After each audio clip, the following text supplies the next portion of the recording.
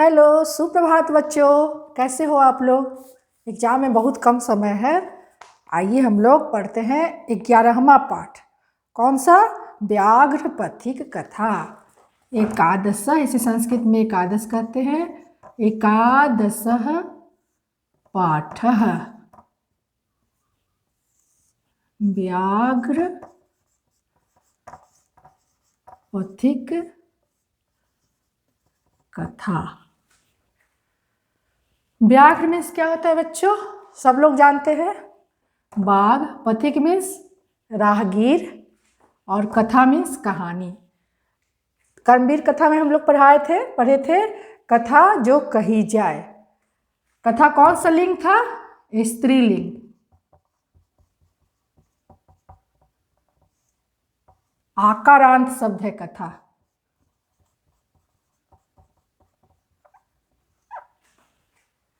एक बूढ़े बाघ की इसमें कहानी है, जो लोभ से वशीभूत मनुष्य की राहगीर की कहानी है। ये कहाँ से लिया गया है? सबसे पहले ये जानना जरूरी है। जैसे ही व्याघ्र पथिक कथा हमारे सामने में आई है तो हमको ये पता होना चाहिए कि कहाँ से ली गई है। तो ये हितोपदेश से ली गई है। 1 नंबर का प्रश्न है जो आता है बोर्ड में। कहाँ से ली गई है बच्चों? हितोपदेश से। इसको अपने मन में नोट कर लीजिए। इसके रचयिता कौन है? नारायण पंडित। कौन है बच्चों? ये भी प्रश्न आता है कि हितोपदेश की रचयिता कौन है? नारायण पंडित। ये इसका खंड है हितोपदेश का। उसमें एक खंड है मित्र लाभ। मित्र लाभ खंड से लिया गया है। कहाँ से लिया गया है? मित्र लाभ खंड से। इसको एकदम दिमाग में रखना है, ध्यान से रखना है कि हितोपदेश से लिया गया है। व्याघ्र पथिक कथा जो हमारे पाठ्य पुस्तक में है वो कहाँ से लिया गया है? तो हितोपदेश से लिया गया है। उसके रचयिता कौन है? नारायण पंडित। कौन है? नारायण पंडित। किस खंड से लिया गया है? मित्र लाभ खंड से। कथा कौन सा लिंग है? स्त्रीलिंग है। कौन सा शब्द है? आकारांत शब्द है।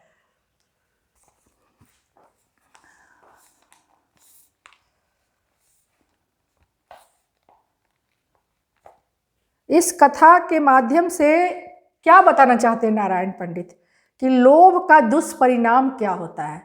बच्चों, लोभ करने से उसका क्या खराब परिणाम होता है, क्या बुरा परिणाम होता है, इस कहानी के माध्यम से हम पढ़ेंगे। वैसे तो व्याघ्र पथिक कथा के नाम से ही हमारे मन में दौड़ जाती है कि क्या कहानी है, लेकिन सिर्फ कथा नहीं जानना है, इसमें आए शब्दों को जानना है, शब्दार्थ को जानना है, कुछ इम्पॉर्टेंट लाइन है उस पर गौर करना है, ताकि जो एग्जाम में आ सके। कुछ सुंदर सुंदर श्लोक है जो हमारे व्यवहारिक जीवन को लाभ देंगे। आइए इस पाठ के बारे में पढ़ते हैं। पुस्तक जरूर निकालिएगा, कॉपी कलम भी। अयं पाठः नारायण पंडित रचितस्य हितोपदेश नामकस्य नीति ग्रंथ कथास्य मित्रलाभ नामक खंडात संकलितः।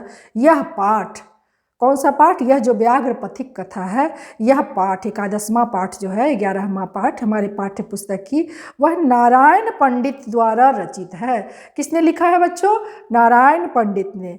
कौन सा पुस्तक है? हितोपदेश नामक किताब। और ये नीति कथा है। नीति कथा ग्रंथ का मित्र लाभ नामक खंड से लिया गया है। नीति परक कथा है। कैसी कथा है? नीति कथा है। नीति की बातें बतलाती है।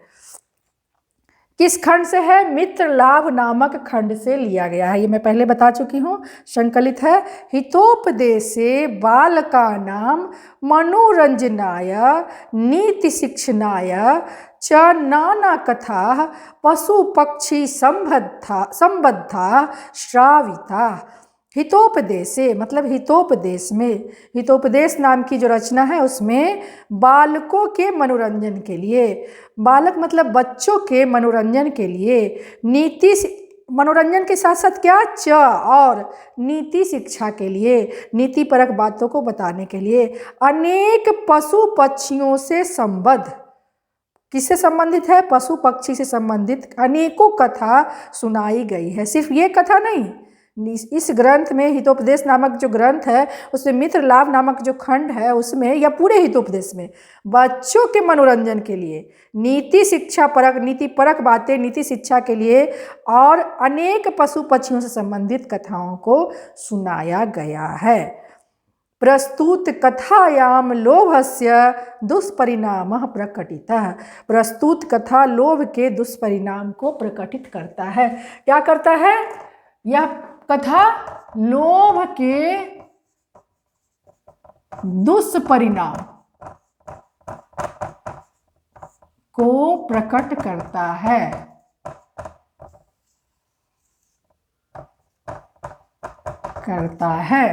यह कथा, प्रस्तुत कथा जो है, लोभ के दुष्परिणाम को प्रकट करता है, लोभ के बुरे परिणाम को बतलाता है।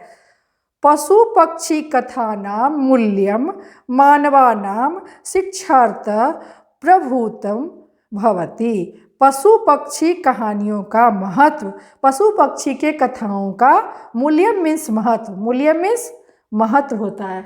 मूल्यम शब्द आया है, मूल्यम मीन्स यहाँ पर महत्व होगा। संस्कृत में सब जगह का अलग अलग मीनिंग हो जाता है, कौन चीज़ कहाँ प्रयोग होता है, तो यहाँ पर महत्व होगा।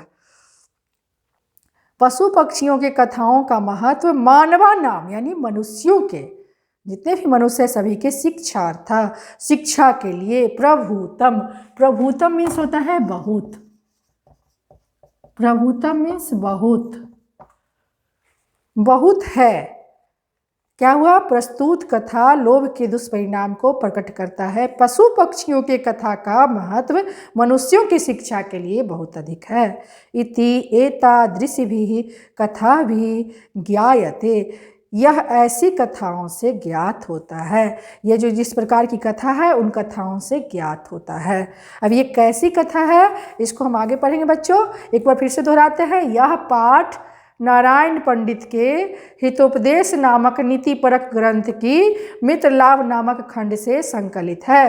हितोपदेश में बच्चों के मनोरंजन के लिए और नीति शिक्षा के लिए अनेक प्रकार की कथाओं एवं पशु पक्षियों से संबंधित कथा जो है, अनेक कथाएं सुनाई गई है। प्रस्तुत कथा लोभ के दुष्परिणाम को प्रकट करता है। पशु पक्षियों की कथाओं का महत्व मनुष्य के शिक्षा के लिए बहुत है। यह ऐसी कथाओं से ज्ञात होता है, जिस कथा को हम पढ़ेंगे उससे ज्ञात होता है। आइए कथा की ओर पढ़ते चलते हैं। पहले पुस्तक देखिए। पुस्तक में एक आपको क्या दिख रहा है? एक बाघ दिख रहा है, व्याघ्र दिख रहा है, और व्याघ्र में के बगल में एक आदमी है, वो राहगीर है, और एक तालाब है, तालाब के बगल में ये दोनों खड़ा है। इसी के इर्द गिर्द हमारी कहानी घूमेगी, इसीलिए इस कथा का नाम क्या है? व्याघ्र पथिक कथा। अनुमान से भी कहानी बनाया जा सकता है, कोई दूसरा कहानी, लेकिन अभी हमको यही कहानी पढ़ना है। आगे बढ़ते हैं कहानी की ओर। कश्चित वृद्ध व्याघ्र स्नातः कुशहस्तः सरसतीरे ब्रूते भो भो पान्थाः इदं सुवर्ण कंकणं गृहीताम्। कश्चित मीन्स कोई, कश्चित मीन्स कोई, वृद्ध व्याघ्र मतलब बूढ़ा बाघ, स्नातः शब्द आया है, स्नातः मीन्स स्नान किया हुआ, स्नाता मीन्स स्नान किया हुआ, कुशहस्त हाथों में कुश लिए हुए, सरस तीरे, सरस तीरे मतलब तालाब के किनारे या पोखर भी कह सकते हैं, तालाब के किनारे। ब्रूते, ब्रूते मीन्स बोला, क्या हुआ? कोई वृद्ध व्याघ्र बूढ़ा बाघ स्नान किया हुआ, कुश को हाथ में लिया हुआ, तालाब के तट पर बोला, भो भो पान्था, अरे हे पथिक, हे पथिको, इदम सुवर्ण कंकणम गृह्यात, यह सोने से बना हुआ कंगन ले लो। कंकणम मीन्स कंगन, गृह्ताम, गृह्ताम मीन्स ग्रहण करो।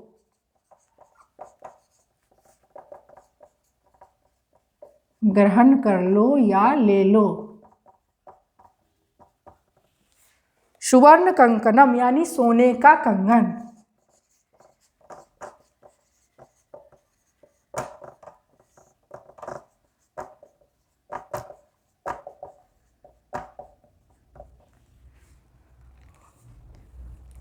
हे पथिक यह सोने का कंगन ले लो।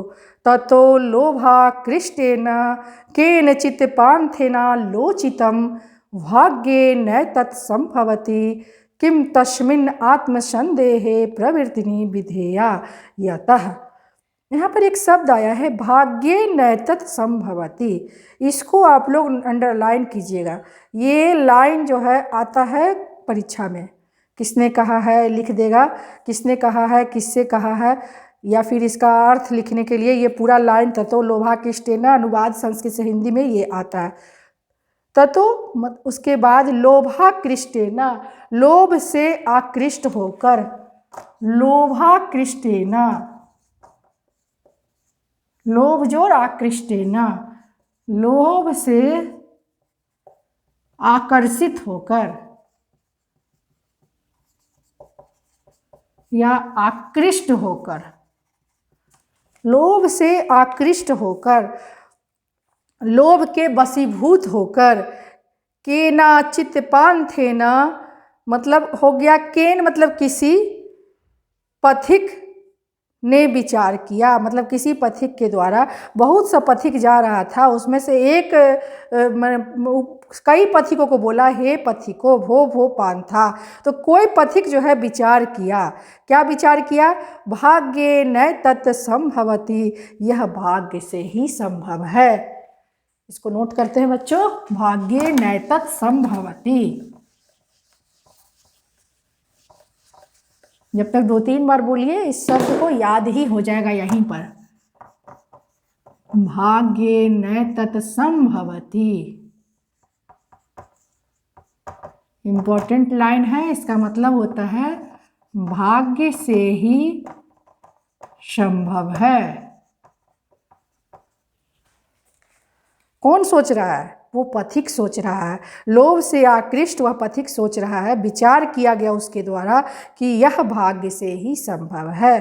किंचित अस्मिन् आत्मसंदेहे प्रवृत्तिना विधेया, किंतु इस मतलब संदेह जो होता है, संदेह शब्द आया है, इस पर संदेहात्मक व्यक्ति है, इस पर कैसे विश्वास किया जाए। आत्मसंदेह वाला मतलब मन में ही आत्मसंदेह हो गया है। आत्मसंदेह वाले कार्यों में प्रवृत्ति मीन्स कार्य, प्रवृत्ति, प्रवृत्ति यहाँ कार्य के लिए आया है। जिस बात में आत्मसंदेह हो रहा है, अस्मिन् आत्मसंदेह, किम त्वम तो अस्मिन् आत्मसंदेहे, अस्मिन् मतलब इस आत्मसंदेह में, हमारे जो मन में संदेह पैदा हो गया, इस संदेह में प्रवृत्ति न प्रवृत्ति नहीं काम करना चाहिए, ऐसा नहीं करना चाहिए। उसके मतलब कहने का मतलब हो गया कि लोभ के वशीभूत नहीं होना चाहिए। संदेह हो रहा है इस आदमी पर कि सच बोल रहा है, आदमी नहीं सॉरी पशु है, कि झूठ बोल रहा है। क्योंकि यतः, यतः मीन्स क्योंकि, कहा भी गया है, क्या कहा गया है? एक श्लोक है, अनिष्टादिष्ट लाभे अपि न गतिर्जायते शुभा यत्रास्ते विष संसर्गो अमृतम तदपि मृत्येव। नाम तो नहीं लिखाएगा, इसको तोड़ेंगे। अनिष्टात इष्ट लाभे, अनिष्टात इष्ट लाभे अपि न गतिर्जायते शुभा यत्रास्ते विष संसर्गो अमृतम तदपि मृत्येव। यहाँ आया है यत्रास्ते, यत्र मीन्स जहाँ, अनिष्ट, अनिष्ट मीन्स क्या होता है? अनिष्टात,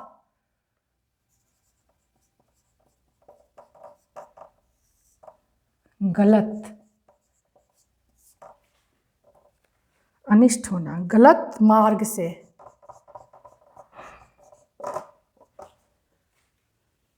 गलत मार्ग से लाभ जो होता है वह अच्छा कार्य नहीं होता है। शुभ नहीं होता है, गलत लाभ से अच्छा कार्य नहीं होता है।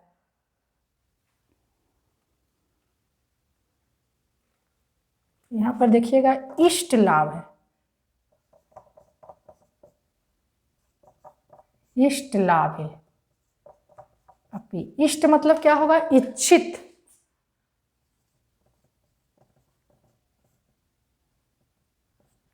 लाभ समझ ही रहे हैं। तो गलत मार्ग से, गलत मार्ग द्वारा, अनिष्ट मीन्स गलत मार्ग से, अनिष्टादिष्ट, इष्ट लाभ मतलब जो चाहते हैं, जो आपको इच्छा है, वो गलत मार्ग से नहीं पूरा करना चाहिए, ये अच्छा नहीं होता है।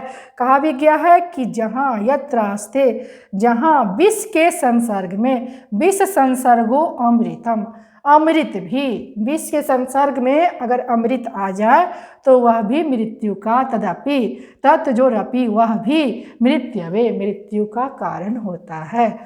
अनिष्ट गलत मार्ग से मतलब लोभ के वशीभूत होकर कोई, मतलब ऐसे ही बिना मेहनत किए हुए अगर कोई इष्ट लाभ हम ले लेते हैं, इच्छित लाभ ले लेते हैं, तो वह कार्य अच्छा नहीं जाना जाता है। क्योंकि कहा भी गया है कि जहाँ विष के संसर्ग में अमृत भी मृत्यु का कारण बन जाता है। समझ में आया बच्चों? वो सोच रहा है, अपने मन में विचार कर रहा है, अभी तक लोभ के वशीभूत बहुत नहीं हुआ है, थोड़ा सा हुआ है, थोड़ा सा लोभ उसको आया है। इसका हिंदी में लिख देती हूँ। इसका अर्थ हुआ बच्चों, ध्यान दीजिएगा, अनिष्ट यानी गलत मार्ग से इष्ट प्राप्ति, मतलब इच्छित लाभ, जो इच्छा है वो करने का, गलत मार्ग से नहीं करना चाहिए, क्योंकि इसका परिणाम अच्छा नहीं होता है। जहाँ विष के संसर्ग में अमृत भी हो तो मृत्यु का कारण हो जाता है। विष के संसर्ग में अगर अमृत भी आ जाए, अमृत में भी अगर विष मिल जाए तो वह मृत्यु का कारण बन जाता है। इसीलिए अनिष्ट मार्ग से, अनिष्ट से इष्ट प्राप्ति नहीं करना चाहिए। कहने का मतलब गलत मार्ग से इष्ट की प्राप्ति नहीं करनी चाहिए, क्योंकि इसका परिणाम अच्छा नहीं होता है। जहाँ विष के संसर्ग में अमृत भी हो तो मृत्यु का कारण होता है। इतना अच्छा विचार है उस पथिक के मन में, लेकिन फिर भी उसके मन में जो है ये लोभ जो है, लोभ बहुत खराब चीज़ है। लोभ ऐसा चीज़ है कि व्यक्ति को जो है मजबूर कर देता है लोभ करने के लिए। जिसने अपने इंद्रियों पर विजय नहीं प्राप्त किया है, मन पर उसका विजय नहीं है, वह लोभ के वशीभूत हो जाता है। देखिए इसके बाद वो क्या करता है, क्या सोचता है। इतना तो वो अच्छा विचार वाला है, लेकिन फिर भी आगे बढ़ते हैं हम लोग। किंतु सर्वत्र अर्थार्जने प्रवृत्ति संदेह एवं।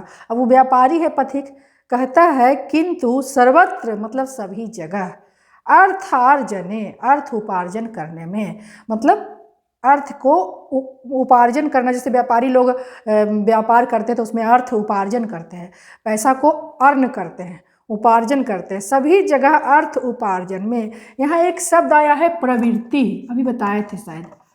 प्रवृत्ति मीन्स कार्य होता है। सभी जगह अर्थ उपार्जन कार्य में संदेह नहीं करना चाहिए, संदेह नहीं करना चाहिए। तन्निरूपयामि तावत, तब तक मैं सोचता हूँ, तब तक मैं विचार करता हूँ। मन में विचार करेगा कि सब जगह हम संदेह करेंगे तो अर्थ उपार्जन कैसे करेंगे। तो यही कह रहा है कि तत् मीन्स तब, निरूपयामि इसको तोड़ेंगे, निरूपयामि विचार करता हूँ। तावत, तावत मीन्स तब तक, तावत मीन्स तब तक मैं विचार करता हूँ। प्रकाशम ब्रूते, प्रकाश मीन्स यहाँ आ गया प्रकट, प्रकाशम का मतलब यहाँ पर हो जाएगा प्रकट। प्रकट में बोला, मन में नहीं, मतलब मन में ही बोला, लेकिन प्रकट में बोला। कुत्र तब उसको बोला, किसको बोला? प्रकट में बोला, यानी व्याघ्र को बोला, मन में नहीं बोला। व्याघ्र को प्रकट में बोला। कुत्र तब कंकणम, कुत्र मीन्स कहाँ, कुत्र मीन्स कहाँ, तब मीन्स तुम्हारा, तुम्हारा, कंकणम मीन्स तो जानते ही हैं कंगन, थोड़ा देर पहले बताया है। तुम्हारा कंगन कहाँ है? कुत्र तब कंकणम, तुम्हारा कंगन कहाँ है? अगर संस्कृत से हिंदी अनुवाद करने के लिए आएगा तो यहाँ तक आएगा। कुत्र तब भाग्य न संभवती था वो उस लाइन, और इस लाइन में यहाँ से किंतु सर्वार्थ जने कुत्र तब कंकणम, तुम्हारा कंगन कहाँ है। व्याघ्रो हस्तम प्रसार्य दर्शयति, व्याघ्र जो है बूढ़ा बाघ जो है, हस्तम मीन्स हाथ, हस्तम मीन्स हाथ, प्रसार्य मीन्स फैलाकर, हाथ फैलाकर दिखाता है। दर्शयति, दर्शयति मीन्स दिखाता है।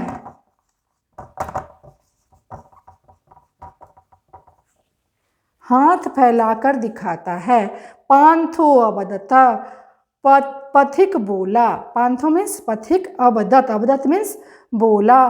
कथम मारात्मके त्वयि विश्वास, कथम मीन्स कैसे, कथम मीन्स कैसे। यहाँ एक शब्द आया है मारात्मके, मारात्मके मतलब हो गया हिंसक।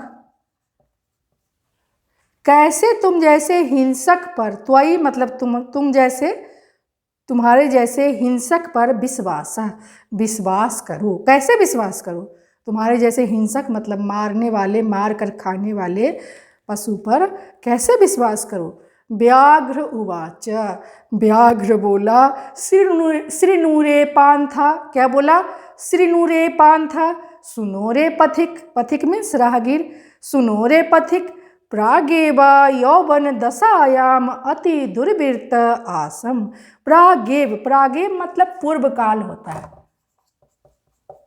प्रागेव मतलब प्राचीन काल या पूर्व काल, मतलब अभी जो समय उसके पास है उससे पहले का समय, कोई भी। अच्छा आगे पढ़ते हैं। यौवन दशायाम, पूर्व काल में यौवन जब मैं युवावस्था में था, यौवन की दशा में था। अति दुर्वृत्त, दुर्वृत्त मतलब दुराचारी, दुर्वृत्त मीन्स दुराचारी, मतलब अच्छा नहीं था, दुराचारी था, अच्छे आचरण का नहीं था। किसी भी व्यक्ति हो, चाहे पशु हो, चाहे कोई हो, जब बूढ़ा होता है तो उसका यौवन काल होता है, बचपन का काल होता है। तो वो कह रहा है कि पूर्व काल में मतलब पहले के समय में जब मैं युवावस्था में था, जब मैं युवा था तो मैं बहुत ही दुराचारी था। आसम, आसम मीन्स था, आसम मीन्स था, मैं बहुत ही दुराचारी था। अनेक गो मानुषा नाम बधानवे पुत्रा मृता दाराश्च, अनेक मीन्स बहुत सारे, गो मीन्स गायों और मानुषा नाम मनुष्यों को। बध, बधानवे मीन्स वध करना, हत्या करना। में यहाँ पर शब्द आया है बधात में मतलब पुत्र, नहीं सॉरी मेरे, में मतलब मेरे, पुत्रा मीन्स पुत्र, मृता मीन्स मर गए, दाराश्च, च मीन्स और, दारा मीन्स पत्नी होता है, दारा, दारा मीन्स पत्नी। तो क्या कह रहा है कि अनेक गौ और मनुष्यों को वध करने से, हत्या करने से, में मीन्स मेरे पुत्र और पत्नी की मृत्यु हो गई। वंशहीनस चाहम, मैं वंशहीन हो गया। इसको तोड़ेंगे, वंशहीन जोर च जोर अहम, अहम मीन्स मैं, च मीन्स और मैं वंशहीनम, वंशहीन हो गया। ततः के नचिद धार्मिके न हम आदिष्ट, इसको तोड़ेंगे, केन मतलब किसी, के नचित मतलब किसी, धार्मिके न मतलब धार्मिक के द्वारा, अहम, अहम आदिष्ट माने मुझे कहा गया, किसी धार्मिक ने मुझे कहा, तब किसी धार्मिक ने मुझे कहा। क्या कहा, दान धार्मिकम इदम चरतु भवान, दान जो है धार्मिक आचरण जो है, दान धर्म आदि आचरण को करो, मतलब दान और धर्म ऐसा आचरण करो। कौन बोला उसको, किसी धार्मिक के द्वारा, कोई धार्मिक वहाँ से गुजर रहा होगा या उसको मिला होगा। ये कल्पित कहानी भी हो सकती है, व्याघ्र मन में कल्पित मन ग्रंथ कहानी बता सकता है, या वैसा हुआ भी होगा, लेकिन ये तो एकदम कल्पित है कि दान धर्म का आचरण करो। तदुपदेश इदानीहम अहम स्नानशीलो दाता वृद्धो गलित नखदंतो कथम न विश्वास भूमि। तत् उपदेशात इदानीम अहम, इसको तोड़ेंगे, तत् जोड़ उपदेशात जोड़ इदानीम जोड़ अहम, तब उसके उपदेश से मैं इस समय, अहम यानी मैं, इदानीम मतलब इस समय, और अहम मीन्स मैं, स्नानशीलो मतलब स्नानशील, दाता, दाता मीन्स दानशील, वृद्धो मतलब बूढ़ा, गलित नख दंतो जिसके नख और दंत दोनों गल गए हैं, इतना बूढ़ा हो गया हूँ मैं, इतना बूढ़ा हो गया हूँ जिसके नख और दंत भी गल गए हैं, उसके उपदेश से इस समय मैं स्नानशील हूँ, स्नान किया हुआ हूँ, दानशील हूँ, हाथ में कंगन लिया हुआ हूँ देने के लिए। और कैसे कथम न विश्वास भूमि, कैसे विश्वास नहीं होता है, मया च धर्मशास्त्राण्य अधीतानि श्रीनु, मया मतलब मेरे द्वारा, मया मतलब मेरे द्वारा,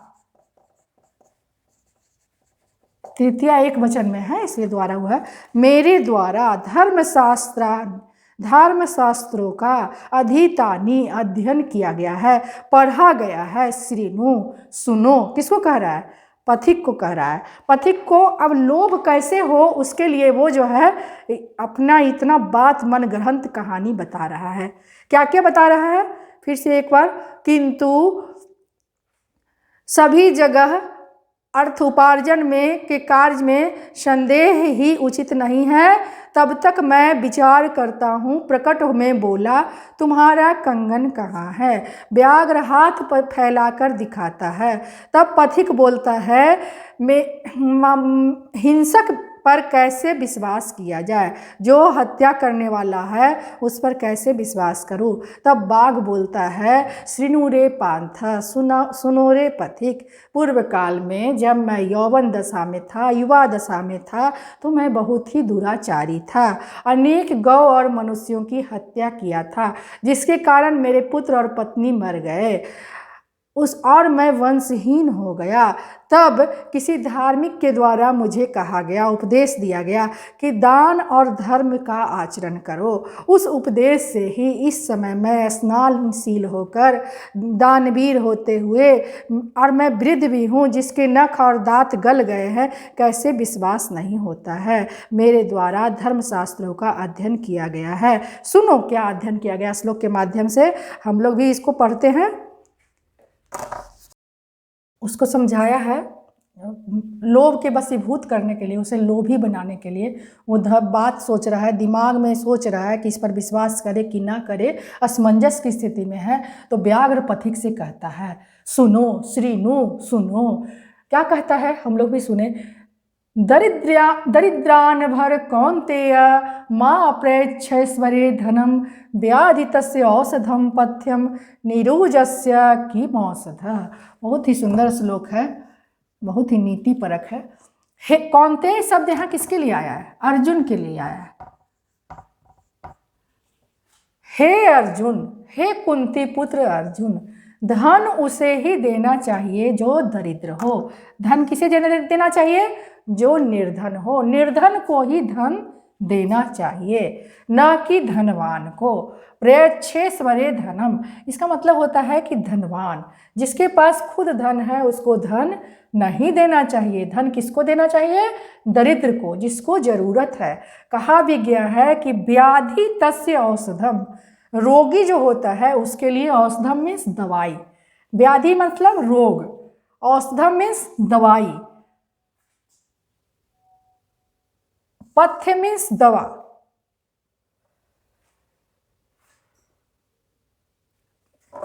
पथ्य मीन्स लाभदायक, दवा किसको लाभकारी करेगा, व्याधि यानी रोगी को। और निरोजस्य मीन्स निरोगी, निरोग।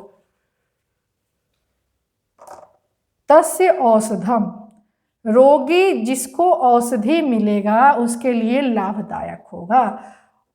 रोगी की औषधि, रोगी की दवा उसके लिए लाभकारी होता है, परंतु निरोग के लिए दवाई का क्या काम, दवाई फायदा नहीं करेगा। उसी प्रकार जो धनहीन है उसे ही धन देना चाहिए, धनवान को धन नहीं देना चाहिए। तो कहने का मतलब वीर व्याघ्र को हुआ कि तुम जो है धनहीन हो, इसीलिए हम तुमको दे रहे हैं। इसके अर्थ को जाने बच्चों, मैंने लिख दिया है। ये दूसरा श्लोक है। दूसरा श्लोक का अर्थ है, हे अर्जुन, निर्धन को ही धन दिया जाता है, धनवान को नहीं। हे कौनते, हे कुंती पुत्र अर्जुन, यहाँ लिख सकते हैं, हे कुंती पुत्र अर्जुन, निर्धन को ही धन दिया जाता है, धनवान को नहीं। जैसा रोगी के लिए औषधि लाभदायक होती है, लेकिन रोगहीन जो होता है उसके लिए औषधि निरर्थक हो जाता है। इसलिए अगर हम ये कंगन जो है किसी धनवान व्यक्ति को दे देंगे तो मेरा दान जो है लाभदायी नहीं होगा। उसको समझाने का प्रयास किया है, 2 श्लोक के माध्यम से किया है। तीसरा श्लोक भी है और भी कहा गया है। इसके बाद एक श्लोक, इतना में उसको लगा होगा कि नहीं समझेगा, कहानी के माध्यम से, अन्यच और भी, दातव्यम इति, दातव्यम इति यद दानम दीयते अनुपकारिणे देशे काले च पात्रे च तद ज्ञानम सात्विकम विदुः। बहुत ही सुंदर श्लोक है, बहुत ही अच्छे तरह से समझाया गया है। लोभ से वशीभूत करने के लिए कैसे कोई किसी को फंसाता है अपनी बातों में, इस श्लोक के माध्यम से जानेंगे। यद दान मतलब जो दान, दान के बारे में बताया गया है। दियते, दियते मीन्स दिया जाता है। अनुपकारिणे जो उपयोगी ना हो, जिसके लिए उपयोगी ना हो। दातव्यम इति, दातव्यम मीन्स देना चाहिए। देशे मतलब देश, काले मतलब समय, पात्रे मतलब योग्य, तद मतलब वह, दानम तो दान हो गया, सात्विक मतलब अच्छा दान, सात्विक, विदु मीन्स जाना जाता है। कहने का मतलब है कि जो दान उपयोगी न हो उसे नहीं देना चाहिए, उपयोगी हो, जो किसी के उपयोग में आए उस दान को देना चाहिए। कैसे, कब देना चाहिए? वह दान सात्विक तब कहलाता है जब आप एक निर्धारित कर ले कि किस देश में, किस समय में और किस व्यक्ति को किस स्थान पर देना है। देश काल समय विचार करके जो दान दिया जाता है, बिना मन में सोचे ऐसे ही कोई सामान है हमको किसी को दान कर दिए, उपयोगी है कि नहीं है कि अनुपयोगी है, ऐसा दान नहीं करना चाहिए। सब शास्त्रों में लिखा हुआ है, जो उसको वो बता रहा है, जाल में फंसाने के लिए बता रहा है। लेकिन ये बात सही है कि दान वही करना चाहिए जो उपयोगी हो, जिसके लिए, जिसको दान दिया जा रहा है उसका वो उपयोग करे। ऐसा दान नहीं करना चाहिए जो उसका उपयोग ना कर पाए।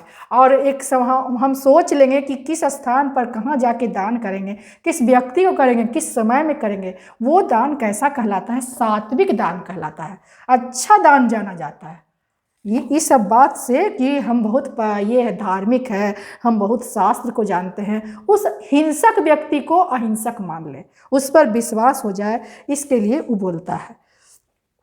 इसका अर्थ बच्चों लिख देते हैं, नोट कर लो।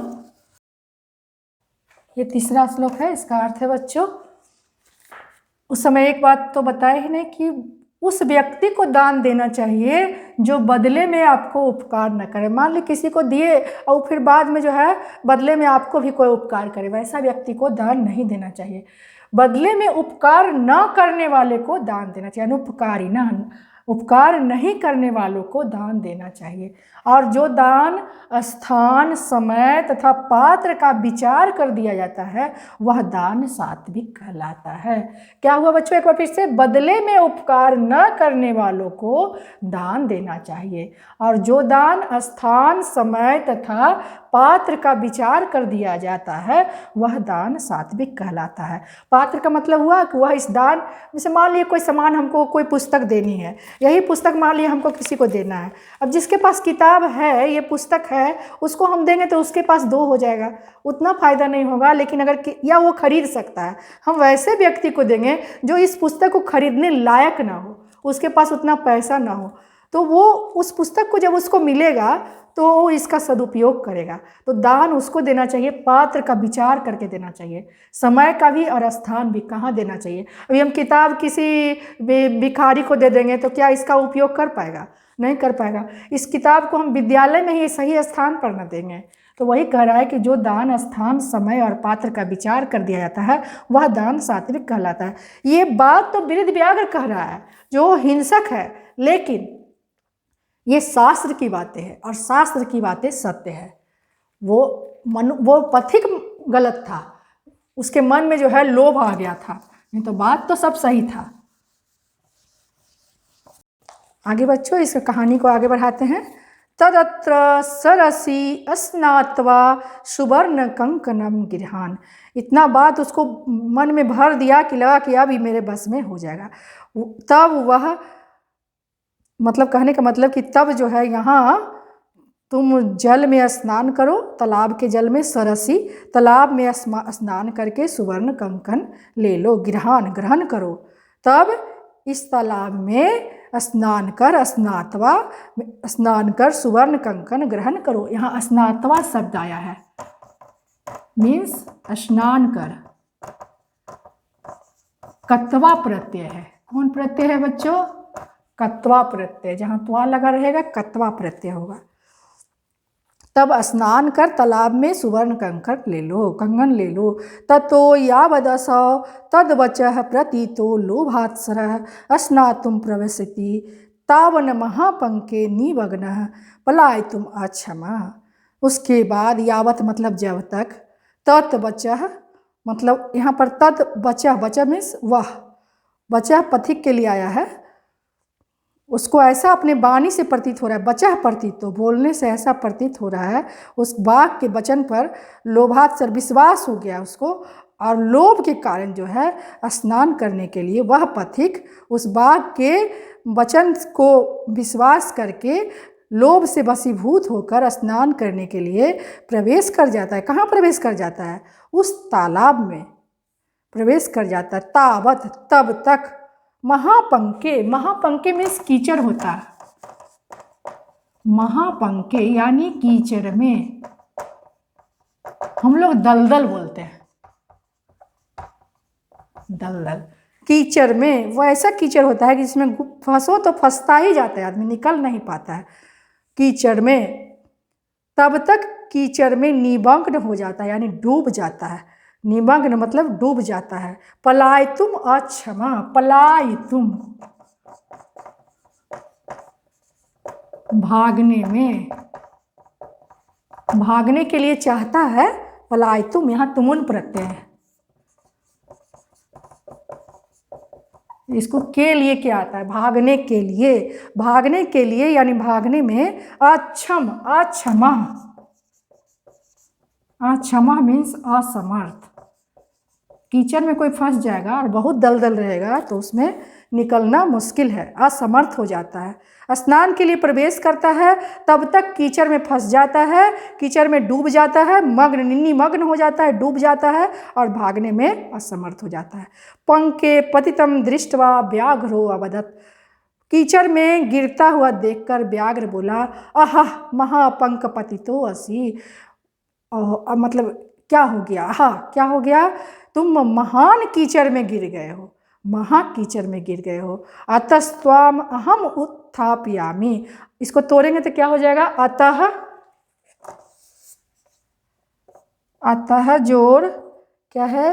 त्वाम, त्वाम जोड़ अहम जोड़ उत्थापयामि।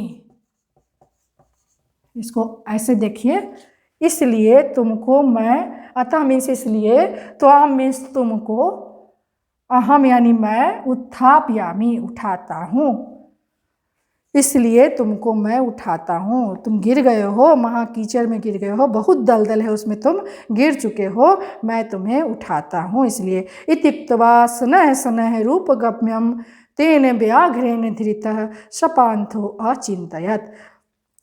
इति जोर उक्त्वा, इत्युक्त्वा, इति जोर उक्त्वा, यहाँ कौन सा प्रत्यय है? कत्वा प्रत्यय। ऐसा कहकर, इति उक्तवा, ऐसा कहकर। कौन बोला ऐसा? व्याघ्र। ऐसा कहकर शनैः शनैः मीन्स धीरे धीरे। इसका मतलब तो सब लोग जानते हैं, शनैः शनैः का मतलब धीरे धीरे। शनैः शनैः धीरे धीरे। इसके बाद ऐसा कहकर धीरे धीरे उपगम्य, एक शब्द आया है उपगम्य, इसमें उपसर्ग लगा हुआ है, मीन्स पास जाकर। किसके पास जाकर? पथिक के पास जाकर। इस प्रकार बूढ़ा तो था तो धीरे धीरे ही न जाएगा, धीरे धीरे पास जाकर तेन, तेन यहाँ किसके लिए आया है? व्याघ्र के लिए आया है। उसके द्वारा, तृतीया एक वचन है। उसके द्वारा, किसके द्वारा? व्याघ्र के द्वारा। तेन व्याघ्रेन, व्याघ्रेन में भी तृतीया एक वचन है। उस व्याघ्र के द्वारा धीरतः, धीरतः मीन्स पकड़ा गया।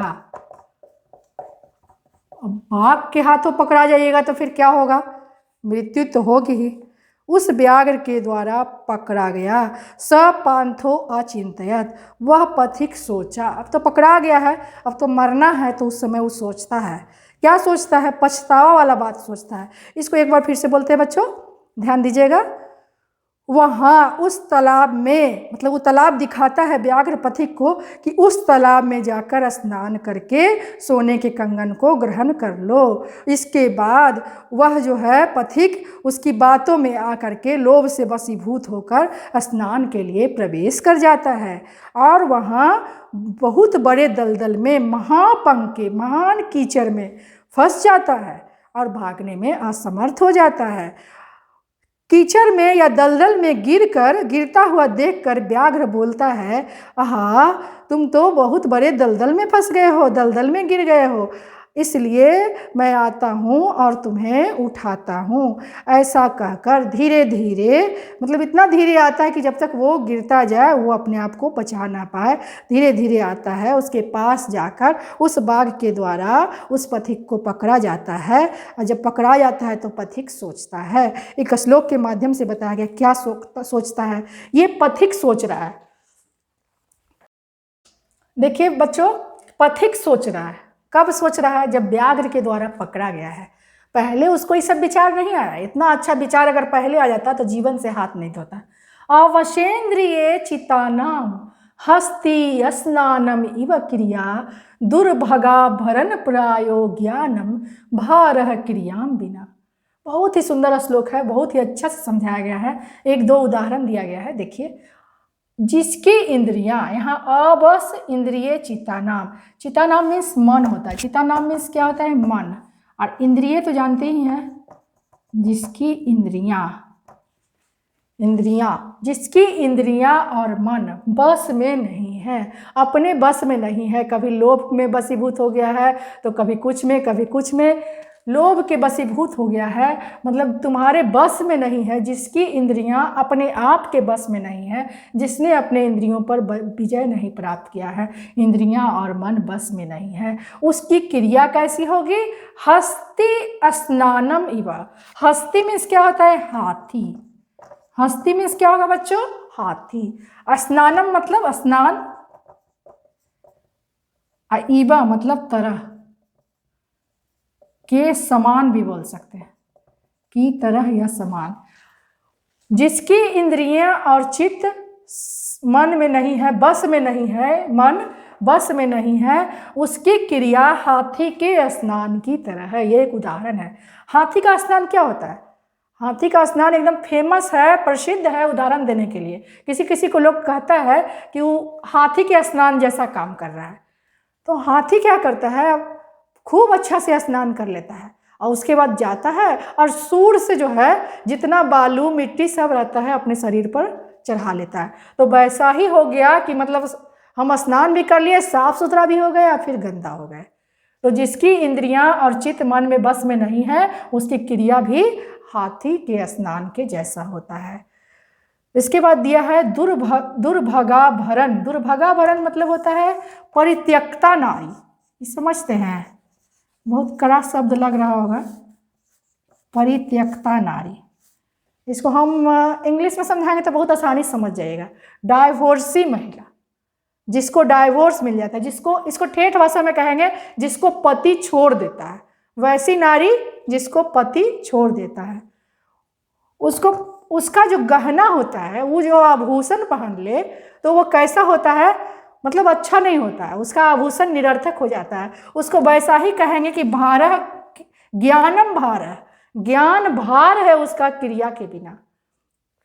तो जिस व्यक्ति में ज्ञान है लेकिन जब काम करता है तो उस ज्ञान का उपयोग नहीं करता है, जब उसके पास ज्ञान है और वो उपयोग नहीं करता है, लोभ से वशीभूत हो जाता है, तो ऐसा ज्ञान का क्या फायदा। क्रिया के बिना वह ज्ञान निरर्थक हो जाता है।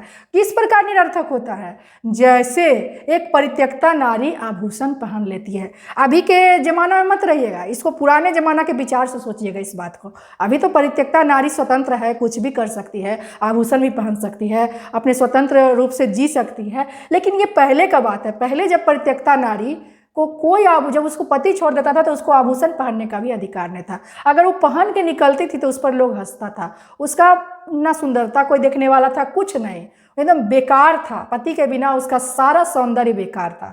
तो वही कहता है कि जब आपको नॉलेज है, जब आपको ज्ञान है और उस ज्ञान का आप उपयोग नहीं किए, तो क्रिया नहीं किए, उस ज्ञान पर आप कार्य नहीं किए, तो वैसा ज्ञान जो है भार हो जाता है। उसी प्रकार जैसा परित्यक्ता नारी को जो है आभूषण पहना दिया जाए या फिर हाथी के स्नान के समान। हाथी का स्नान तो समझ ही गए हैं, किसके लिए ये सब आया, जिसके बस में चित्त और इंद्रिय नहीं है। क्लियर बच्चों, इसका अर्थ लिख देती हूँ। लिखो बच्चों, इसका अर्थ, सटीक अर्थ है, जिसकी इंद्रियां तथा मन अपने बस में नहीं है, वैसे व्यक्ति द्वारा किया गया कार्य हाथी के स्नान की तरह या परित्यक्ता नारी के आभूषणों की तरह व्यर्थ होता है। इति चिन्तयेनेवासौ व्याघ्रेण व्यापादितः खादितश्च अतः उच्यते। इति चिंत्यते माने ऐसा सोचते ही, असौ यानी वह व्याघ्रेण, असौ व्याघ्रेण उस व्याघ्र के द्वारा, ऐसा सोचते सोचते ही, माने कौन सोच रहा है, पथिक सोच रहा है, सोचते सोचते ही व्याघ्र के द्वारा मारा गया। व्यापादितः मारा गया, च खादितः, खादितश्च माने च और खा लिया गया, माने व्याघ्र ने उसको मारा और उसको खा गया। अतः उच्यते, इसीलिए कहा गया है। क्या कहा गया, ज्ञान परक बातें हैं। क्या कहा गया है, इसको श्लोक के माध्यम से है। देखिए बच्चों, इस श्लोक को पढ़ते हैं। कंकनस्य तु लोभेन मग्नः पंके सुदुस्तरे वृद्ध व्याघ्रेण संप्राप्तः पथिकः स मृतो यथा। ये उसके लिए है जो लोभी व्यक्ति है। कह रहा है कि लोभ नहीं करना चाहिए। क्यों नहीं करना चाहिए, लोभ का क्या दुष्परिणाम होता है, इस श्लोक के माध्यम से बताया गया है। कंगन के लोभ में मग्न, सोने के कंगन, यहाँ सुवर्ण नहीं लिखा हुआ है लेकिन हम लोग जानते हैं कंगन सोना का था। कंगन के लोभ में मग्न, पंके सुदुष्परे, वह पथिक जो है फंस जाता है। किसमें, दलदल में, जहाँ से सुदुस्तरे निकलना बहुत ही कठिन था। वृद्ध व्याघ्र के द्वारा संप्राप्ता मारा जाता है, पकड़ा जाता है। और पथिक जो है मारा जाता है, वृद्ध व्याघ्र के द्वारा पकड़ा जाता है और मारा जाता है। जैसे वैसा जो है इस लोभ का दुष्परिणाम है। क्या दुष्परिणाम है कि कंगन के लोभ में मग्न कीचड़ में फंस जाता है और निकल नहीं पाता है, निकलना कठिन हो जाता है। वृद्ध व्याघ्र के द्वारा पकड़ा गया और वह पथिक मारा गया, वैसे ही मारा गया। सुदुस्तरे, निकलना कठिन,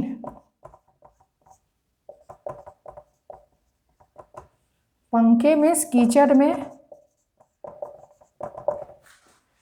लोभेन यानी लोभ से, तृतीया एक वचन है। कंकनस्य, कंगन का षष्ठी एक वचन।